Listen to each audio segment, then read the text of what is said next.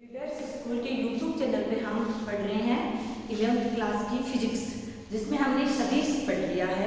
और वो हमारा क्या था, सेकंड चैप्टर सदिश। सदिश के अंदर हमने सदिश की प्रॉपर्टी, सदिश क्या है, उनके क्या नाम है, उनके गुणधर्म क्या हैं और वो कैसे लागू होता है, उसमें हमने अवकलन भी पढ़ लिया फिर और समाकलन भी पढ़ लिया।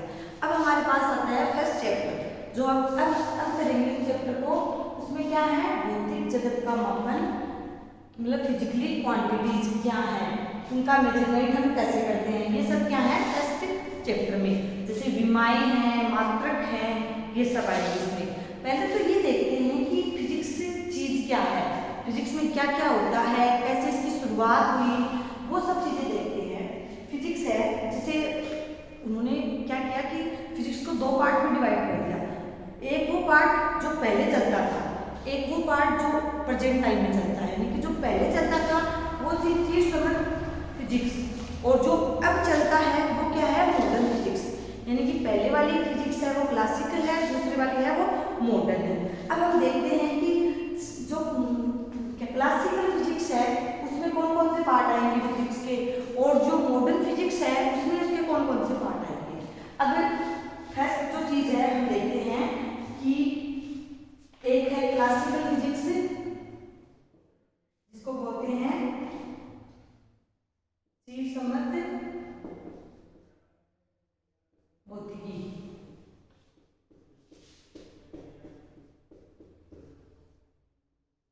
यानी कि क्लासिकल फिजिक्स, ये है क्लासिकल फिजिक्स। और सेकंड पार्ट इसका क्या है, मॉडर्न फिजिक्स, जिसको बोलते हैं आधुनिकी भौतिकी, यानी कि मॉडर्न फिजिक्स। अब देखते हैं कि मॉडर्न फिजिक्स में क्या होता है और क्लासिकल फिजिक्स में क्या होता है।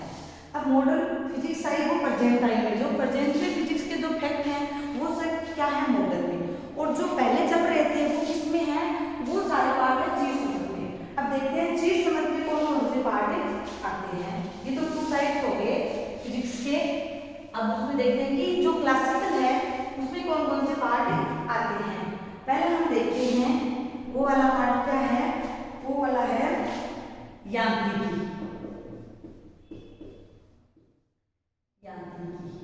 जिसको क्या बोलते हैं, मैकेनिक्स। ये क्या होती है, इसमें किसी वस्तु की स्थिति व उसकी साम्यावस्था का अध्ययन किया जाता है। मतलब कोई वस्तु है वो कौन सी पोजीशन में है और उसकी जो साम्यावस्था इक्विलिब्रियम पोजीशन है वो कौन सी है, इन सबको मापन करने के लिए कौन सी फिजिक्स पढ़ी जाती है, वो पढ़ी जाती है मैकेनिक्स। कौन सी फिजिक्स पढ़ी जाएगी, मैकेनिक्स। लिख लो इसकी परिभाषा, भौतिकी की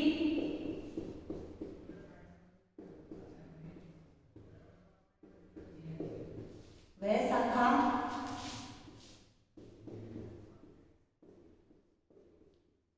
जिसमें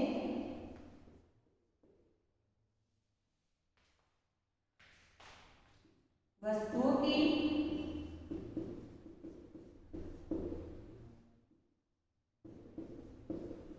व्यवस्थित गति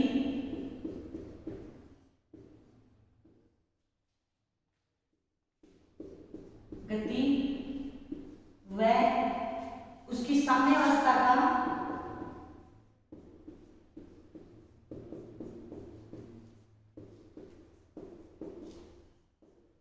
का अध्ययन किया जाता है, साम्यावस्था का अध्ययन किया जाता है। जैसे एग्जाम्पल के रूप में देखते हैं हम, जैसे ये कोई हमारे पास एक्सिस है, इसमें कोई पॉइंट यानी कोई पिंड रखा हुआ है। अब उसके हम देखते हैं कि y एक्सिस और z एक्सिस, y एक्सिस और x एक्सिस, इन दोनों की वजह से तीसरा एक्सिस है वो क्या है, z एक्सिस। इन तीनों की वजह से इस पॉइंट की क्या स्थिति है, जब ये मूवमेंट करेगा तब इसमें वेलोसिटी में क्या डिफरेंट आएगा, इसका एक्सेलरेशन क्या होगा, इस मतलब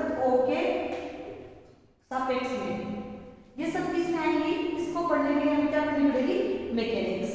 ये मैकेनिक्स किसमें आती है? चीज समर्थ भौतिकी में। दूसरा पार्ट इसका जो आता है क्लासिकल मैकेनिक्स में, वो देखो वो वाला पार्ट है थर्मोडायनेमिक्स, यानी कि ऊष्मागतिकी। ये सब क्या है? ये आगे जाके हमें फिजिक्स के सारे पार्ट पढ़ने पड़ेंगे जो अलग अलग होते हैं। यहाँ पे तो केवल ये बता रहे हैं बस जो क्लासिकल फिजिक्स है उसमें क्या क्या आएगी और जो मॉडर्न फिजिक्स है उसमें कौन कौन से पार्ट आएंगे। अब क्लास वाइज क्लास ये सब चैप्टर चलते रहेंगे। मतलब जैसे किसी क्लास में हमारे पास मैकेनिक्स रहेगी, किसी में हमारे पास ये थर्मोडायनेमिक्स रहेगी, ये अलग अलग पार्ट हर क्लास में अलग अलग होंगे। सारी चीजें हमें पढ़नी होगी। बस यहाँ पे इसका आधार बताया जा रहा है कि कौन सी फिजिक्स में क्या होता है और कौन से पार्ट में आती है। दूसरी फिजिक्स है वो क्या है? ऊष्मागतिकी, जो किसमें आती है? वो आती है क्लासिकल फिजिक्स में, ऊष्मागतिकी। ऊष्मागतिकी से मतलब अपन ऐसे ही देख लेते हैं। ऊष्मागतिकी मतलब किसी वस्तु का टेम्परेचर है, ऊष्मा है, ताप है, उसमें क्या चेंजमेंट हो रहे हैं और कैसे चेंजमेंट हो रहे हैं। किसी रूम का टेम्परेचर देख लो, मतलब वो किस आधार पर चेंज हो रहा है। इन सब का हमें जब अध्ययन करना होता है, पहले इनको देखना होता है, तब हमें क्या करनी पड़ती है? वो होती है थर्मोडायनेमिक्स, यानी कि ऊष्मागतिकी। भौतिकी की वह शाखा, भौतिकी की वह शाखा जिसमें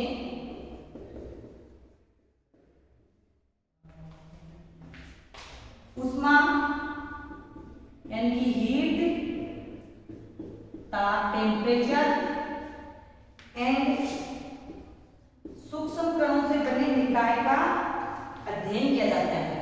यानी कि जो बहुत ही माइनर पार्टिकल है, जिनकी पावर जैसे वो 10 की पावर -15 वाले ऐसे पार्टिकल हैं, उनसे बना कोई सिस्टम, उनका अध्ययन किया जाता है। तब कौन सी फिजिक्स की काम में ली जाती है? वो फिजिक्स है ऊष्मागतिकी, यानी कि थर्मोडायनेमिक्स वहां पे यूज करते हैं। सूक्ष्म कणों से मिलकर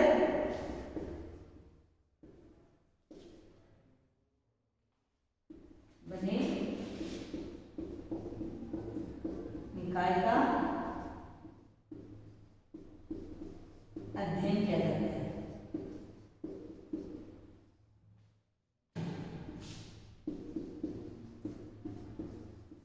जैसे कोई हमारे पास ये क्या है? एक सिस्टम है, सिस्टम के अंदर अलग अलग क्या है? माइक्रो कॉइल या सूक्ष्म कण है। अब इस कण की का टेम्परेचर क्या है, इसका वेलोसिटी क्या है, वो इस पे क्या डिपेंड करता है, इस सिस्टम पे क्या डिपेंड करता है, इस पे हम प्रेशर लगाते हैं तो ये सिस्टम कैसे चेंज हो जाता है। ये सब हमें देखने के लिए क्या करनी पड़ेगी? थर्मोडायनेमिक्स का अध्ययन करना पड़ेगा। मतलब वो कण है, उस पर टेम्परेचर कैसे काम कर रहा है, उससे अपने पास हीट कैसे उत्पन्न हो रही है, या फिर वो उस क्षेत्र में अपना मूवमेंट कैसे कर रहा है, ये सब आएंगे हमारे पास ऊष्मागतिकी में। यानी कि भौतिकी की जो शाखा है वो है थर्मोडायनेमिक्स, उसके अंदर हम इन सब चीजों का अध्ययन करेंगे। अब चीज समझने का जो तीसरा पार्ट है वो है हमारे पास, वह है विद्युत चुंबकत्व। विद्युत चुंबकीय या विद्युत चुंबकत्व, यानी कि इलेक्ट्रिक फील्ड होता है और उसके कारण उसकी क्या क्या गुण हो जाते हैं, उनमें क्या क्या प्रॉपर्टीज आ जाती हैं। ये सब पढ़ने के लिए हमें क्या करना पड़ेगा? विद्युत चुंबकत्व मैग्नेटिज्म का अध्ययन करना पड़ेगा, जो हमारे कौन से क्लास में चलती है? बुक ये बेसिक फर्स्ट ईयर में चलती है। सब कुछ पार्ट है ना, किसमें आता है? वो आता है 11th 12th में आता है। वो देखो विद्युत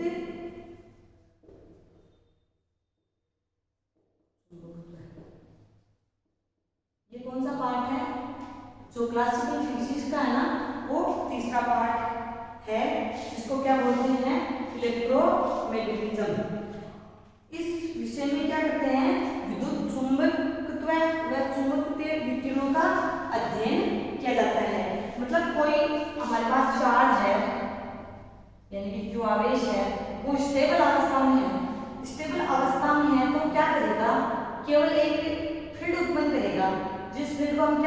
हैं विद्युत क्षेत्र। और जब ये चार्ज अपनी पॉइंट से मूवमेंट करने लगता है यानी कि गति करने लगता है, तब इसमें विद्युत क्षेत्र के साथ साथ क्या हो जाएगा, चुंबकीय क्षेत्र। जब क्या करेगा, ये कांस्टेंट वेलोसिटी यानी कि जो इसका वेग है वो क्या रहेगा, कांस्टेंट नियत रहेगा, तब इसमें चुंबकीय क्षेत्र भी उत्पन्न हो जाएगा। और जब ये आवेश गति भी करेगा और इसका वेग क्या नहीं रहेगा, कांस्टेंट नहीं रहेगा, उस कंडीशन में क्या होगा कि चुंबकत्व के साथ साथ क्या होगा, चुंबकीय विकिरणें भी उत्पन्न होंगी। क्या होंगी, चुंबकीय विकिरण, यानी कि जो कोई पॉइंट चार्ज होता है अगर वो स्टेबल अवस्था में होता है तब उसमें क्या होता है, इलेक्ट्रिक फील्ड डेवलप होता है,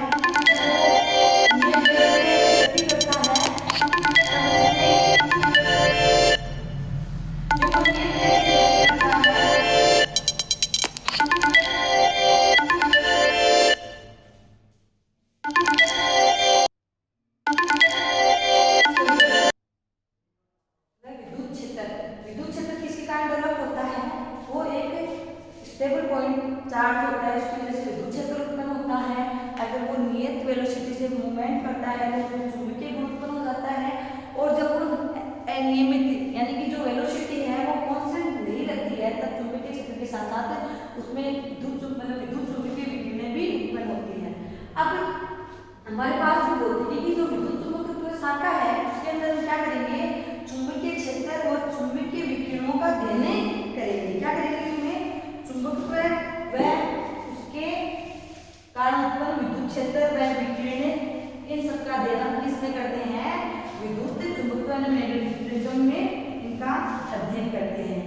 इस भौतिकी की इस शाखा में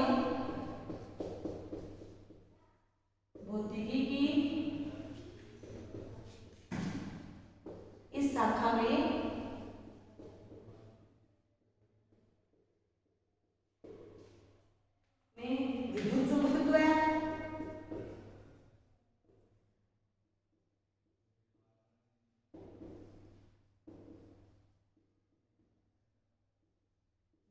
वह चुंबकीय विकिरणों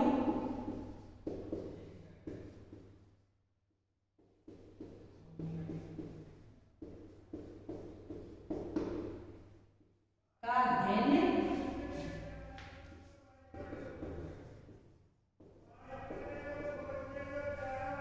किया जाता है।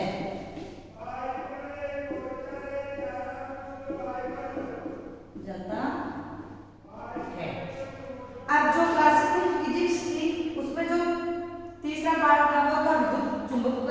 अब इसमें जो चौथा पार्ट आता है वो कौन सा आता है, ध्वनि। क्या आती है, ध्वनि। ध्वनि एक शाखा होती है, उसका भी अध्ययन किसमें किया जाता है, क्लासिकल मैकेनिक्स में। यानी कि चौथा जो पार्ट है हमारे पास वो क्या है, ध्वनि। इसको क्या बोलते हैं,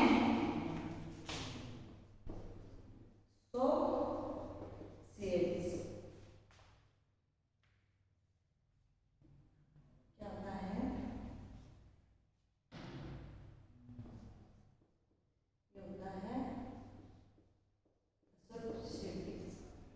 यानी कि ध्वनि की जो शाखा होती है उसको बोलते हैं एसोसिएटिव्स। इसमें क्या होता है, ध्वनि के जो कंपन होते हैं और जो उनकी तरंगें होती हैं उनका अध्ययन इसमें किया जाता है। यानी कि भौतिकी की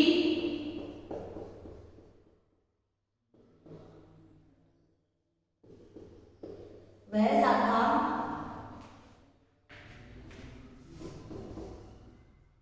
जिसमें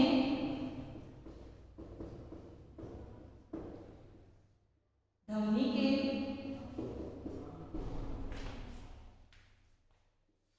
के कंपनों व तरंगों का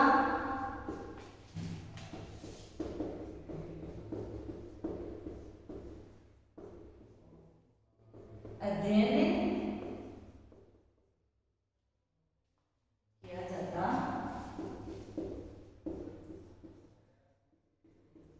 जैसे आप एग्जाम्पल के रूप में देख लो, जैसे हमारे पास जो भी म्यूजिक के यंत्र हैं वो क्या करते हैं, ध्वनि पे काम करते हैं। अब उनकी मतलब क्या उनकी वेलोसिटी हो, उनके कंपन कैसे उत्पन्न हो, उनकी तरंगे कैसे उत्पन्न हो, उनके हिसाब से मतलब क्या होती है, उनकी क्वालिटी होती है। तो वो सब हमें क्या करना पड़ता है, उसका हमें ध्वनि की भौतिकी शाखा में उसका अध्ययन करना पड़ता है। यानी कि इन सब का नॉलेज होता है तभी हम क्या बना सकते हैं, स्वर बना सकते हैं। यानी कि जो हमारे पास गीत वगैरह होते हैं उनके लय बना सकते हैं। इसके लिए क्या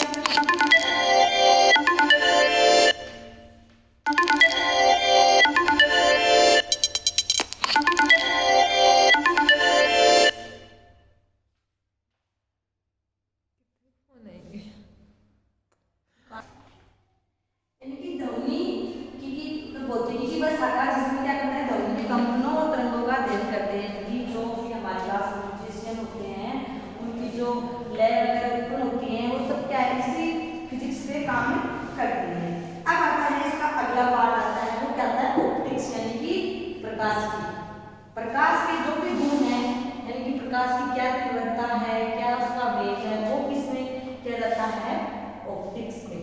भौतिकी की वह शाखा इसमें क्या किया जाता है, प्रकाश के गुणों का अध्ययन किया जाता है। जो हमारे पास क्लासिक मैकेनिक्स का जो पांचवा पार्ट है वो कौन सा है, प्रकाश की।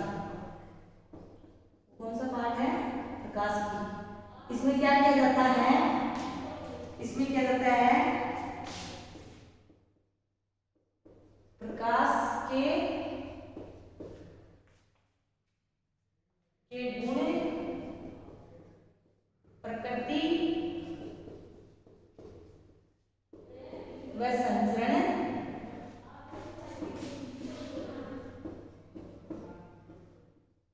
का अध्ययन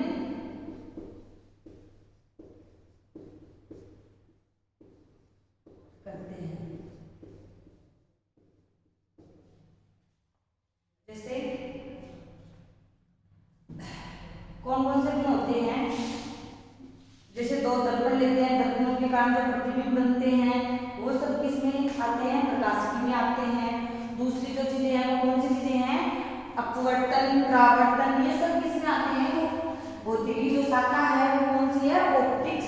इसके अंदर इसका अध्ययन हम करते हैं।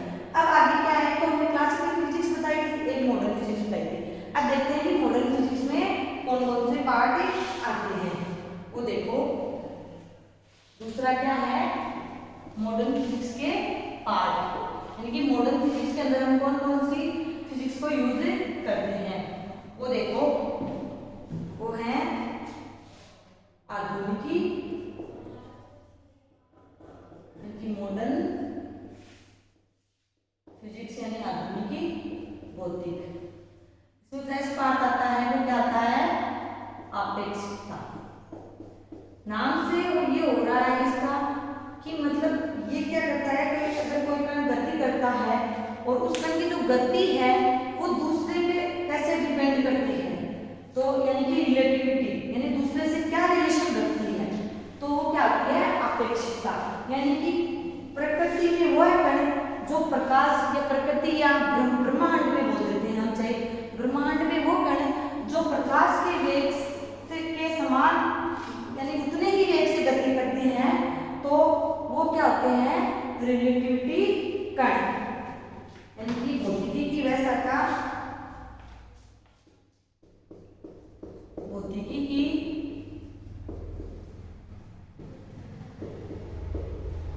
वह शाखा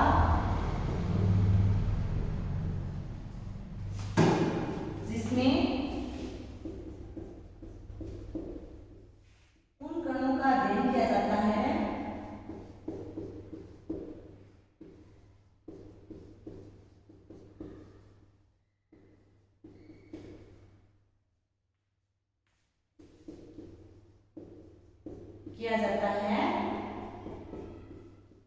जो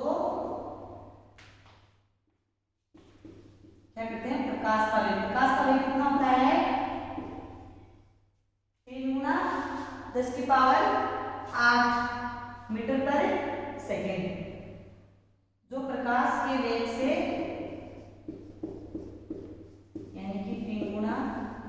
पावर 8 मीटर पर सेकंड वेग से गति करते हैं। उसका किसमें क्या रहता है, रिलेटिविटी यानी अपेक्षिकता जो फिजिक्स का पार्ट है उसमें उसका अध्ययन हम करते हैं। अब मॉडर्न फिजिक्स में रिलेटिविटी के बाद में जो पार्ट चलता है वो वाला पार्ट कौन सा है, क्वांटम यांत्रिकी यानी कि क्वांटम मैकेनिक्स। इसमें अगला पार्ट है वो है क्वांटम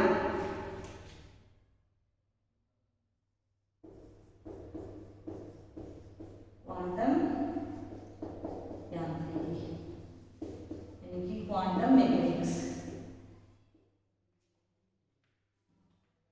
भौतिकी की वह शाखा जिसमें नवीन सिद्धांतों का अध्ययन किया जाता है, यानी कि फिजिक्स में जो नए खोज हुई है, नए डेवलपमेंट हुए हैं, उन सब का जो हम अध्ययन करते हैं वो किस में आ जाता है, क्वांटम यांत्रिकी।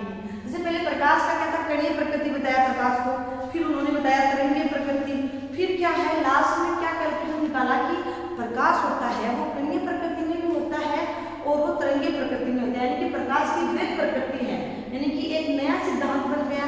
तो इस सिद्धांत का हम जैसे अध्ययन करेंगे तो वो कौन से में आएगा, वो आएगा क्वांटम मैकेनिक्स में, यानी कि भौतिकी की वह शाखा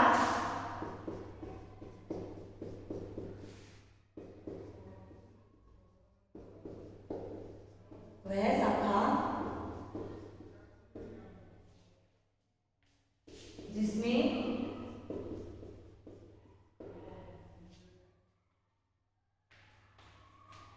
भौतिक के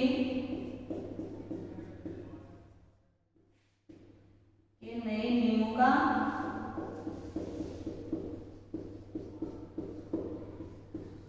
अध्ययन किया जाता है।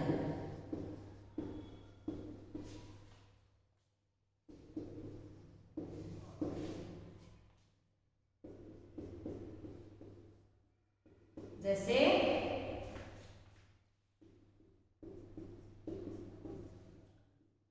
प्रकाश की द्वैत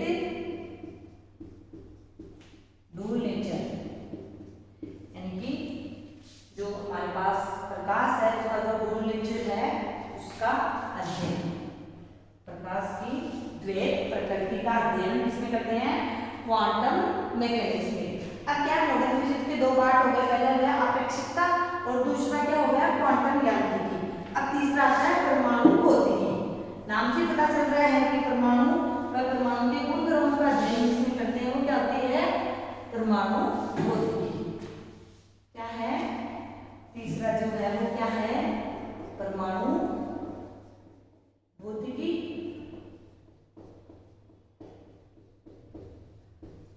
यानी कि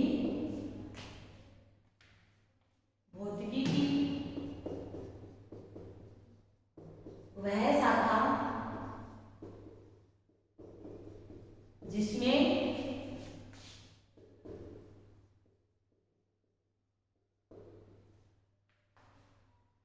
परमाणु की संरचना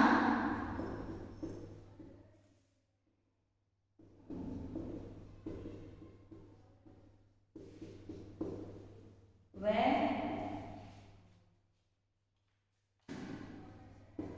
परमाणु के गुण धर्मों का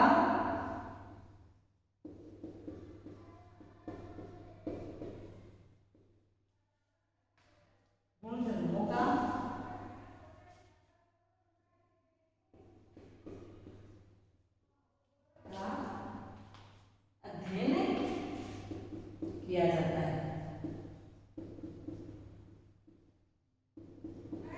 यानी कि जो एटम होता है इसकी क्या प्रॉपर्टी है, उनकी क्या नेचर है, इन सब का जो हम अध्ययन करते हैं यानी जो उनकी स्टडी करते हैं वो किसमें करते हैं, एटॉमिक फिजिक्स में। अब तीसरी आती है न्यूक्लियर फिजिक्स, यानी कि नाभिकीय भौतिकी। नाभिकीय भौतिकी क्या है, नाम से पता चल रहा है कि जिसमें हम एटम के नाभिक यानी एटम का जो न्यूक्लियस है उसका हम अध्ययन करेंगे तो वो क्या आ जाएगी, नाभिकीय भौतिकी। जो हमारे पास चौथा पार्ट है मॉडर्न फिजिक्स का वो कौन सा है, नाभिकीय भौतिकी। कौन सा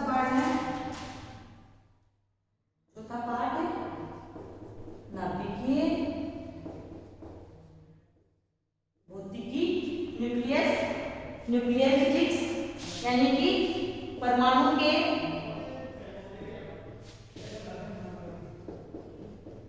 नाभिक के गुणधर्मों का अध्ययन किसमें किया जाता है? वो किया जाता है नाभिकीय भौतिकी में।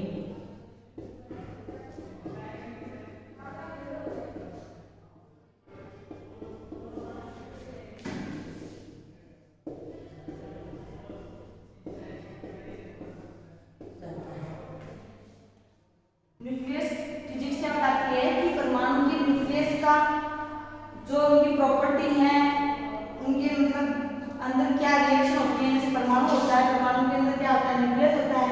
न्यूक्लियस के अंदर क्या होता है?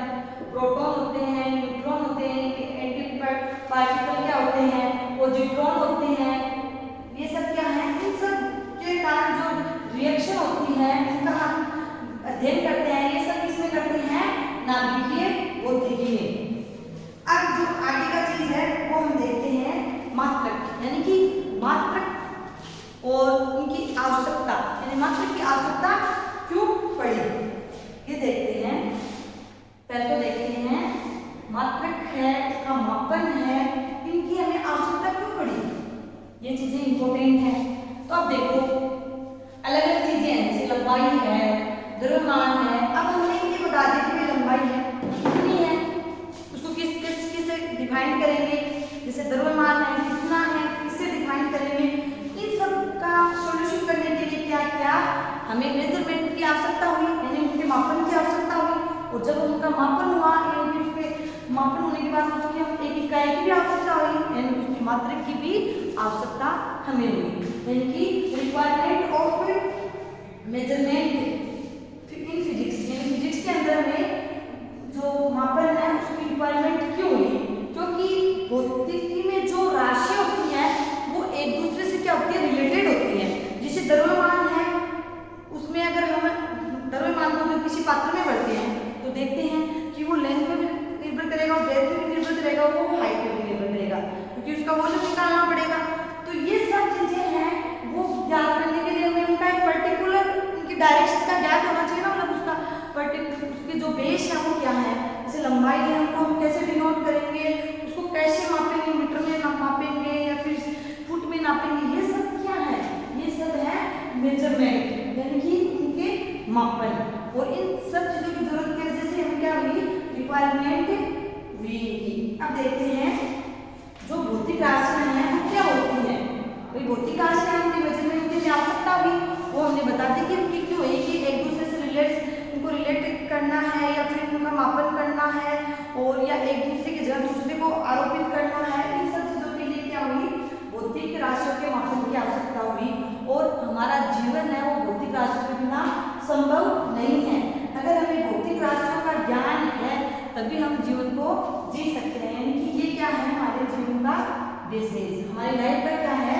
बेसेस। अब हमें ये नहीं पता कि भाई मीटर क्या है, मीटर है तो क्या है मीटर? मीटर क्या है? एक लंबाई का मात्रक, यानी कि वहाँ पे हमें बताना है कि भाई कोई चीज है उसकी लंबाई क्या दी गई है। अब लंबाई किसकी हो सकती है? कोई पत्थर की तो लंबाई निकालेगा नहीं, यानी कि किसी लकड़ी की नापेगा, किसी दीवार की नापेगा। ये सब क्या है? हमें डेली लाइफ में यूज करना पड़ता है। हर चीज को देख लो, आप दूध लाओगे, आप उसको बोलोगे भाई 2 kg दे दो मेरे को, है तो आपको पता होगा ना कि 2 kg कितना होता है, तभी तो आप दूध ला पाओगे ना। तब देखते हैं कि फिजिक्स है वो हमारे डेली लाइफ में भी यूज होती है।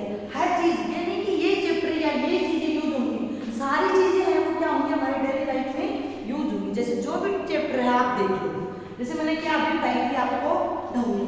अब ध्वनि का ज्ञान होगा तभी तो क्या है कि हम संगीत वगैरह सॉन्ग वगैरह बना पाएंगे, क्योंकि उनकी जो लय होती है वो क्या ध्वनि पे डिपेंड करती है। दूसरी चीजें हमें जैसे ऑप्टिक्स का ज्ञान होगा, यानी प्रकाश का ज्ञान होगा, तभी तो हम मतलब उसको किसी चीज को देख पाएंगे या फिर किसी चीज को मेजरमेंट कर पाएंगे। और अगर प्रकाश नहीं है तो हम वहाँ पे किसी चीज को देख नहीं पाएंगे। और हम देखेंगे फिर कैसे वो रिफ्लेक्ट होती है, कैसे वो हमारे पास आएगा, यानी किसी चीज को बनाने के लिए हमें कितने प्रकाश की आवश्यकता है, तो उसका प्रकाश का ज्ञान होगा तभी तो हम उसके बारे में देख पाएंगे ना, उसके मापन कर पाएंगे। अब अब ऐसे ही मैंने बताया कि भाई किसी चीज़ का मतलब जैसे थर्मोडायनेमिक्स है, थर्मोडायनेमिक्स में बताया मैंने कि ऊष्मा का अध्ययन, ताप का अध्ययन। अब जैसे मेरे को मतलब पानी को कितना गर्म करना है या कितना ठंडा करना है, या फिर मतलब जैसे मैंने फ्रिज में पानी रखा तो भाई बर्फ कैसे बना, वो किस के आधार पर बना, वो थर्मोडायनेमिक्स के आधार पर बना। इसका मतलब है कि फिजिक्स हमारे डेली यूज में यूज होती है, यानी कि अगर हमारी डेली लाइफ में और अगर फिजिक्स यूज नहीं होती है, अगर हमें फिजिक्स का नॉलेज नहीं होता है तो हम लाइफ ही नहीं जी पाएंगे। यानी कि लाइफ का जो बेस होता है वो क्या होती है, फिजिक्स। केमिस्ट्री भी होती है, हर चीजें होती हैं, ऐसे बिना आधार पर कुछ नहीं पढ़ रहे। फिजिक्स है वो भी एक चीज है, काम की चीजें हैं।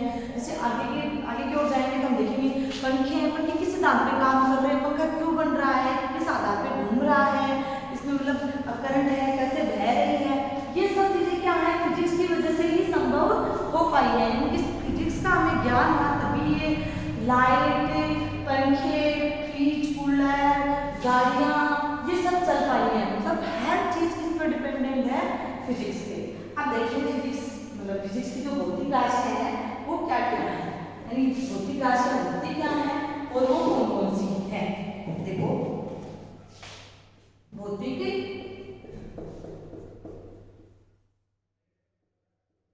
राशियां,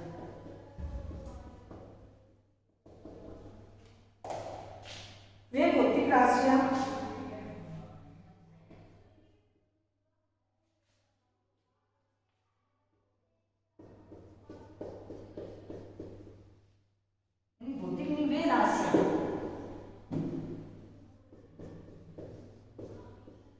जिनको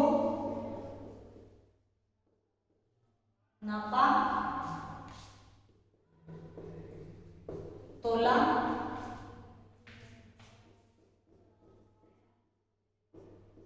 जा सके, भौतिक राशियां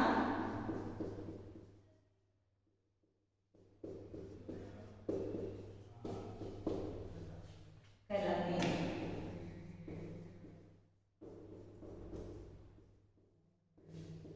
जैसे द्रव्यमान है, लंबाई है, तापमान है, ये सब क्या है, ये क्या है, सब भौतिक राशियां। अब क्या है, भौतिक राशियों को दो भागों में डिवाइड किया है। एक क्या गया है, फंडामेंटल जो मूल रूप से बनी हुई है, दूसरी है ड्राइव यानी कि जो क्या है एक दूसरे से उत्पन्न होकर बनी है, यानी कि उत्पन्न राशियां। जो भौतिक राशियां होती हैं वो क्या होती हैं, दो प्रकार की, एक होती है फंडामेंटल, एक होती है ड्राइव। देखो भौतिक राशियों के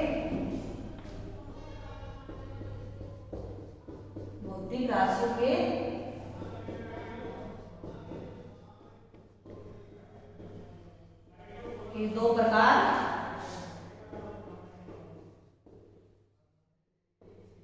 होते हैं।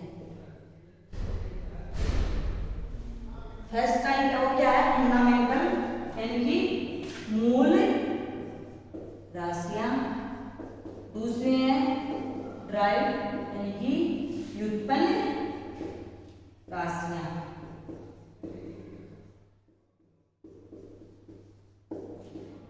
मूल रूप से देख लेते हैं, जैसे जो राशियां हैं जिनका प्रकृति में अपना वर्चस्व होता है, यानी कि वो प्रकृति में मुक्त अवस्था में रह सकती हैं, वो मूल राशियां हैं।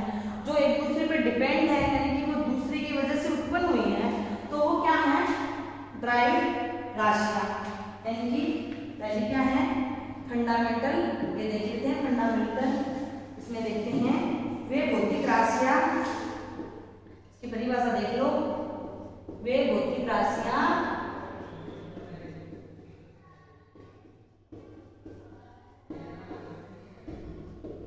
जो किसी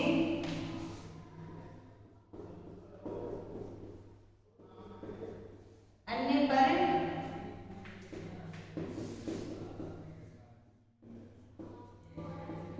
निर्भर नहीं करती। जैसे लंबाई,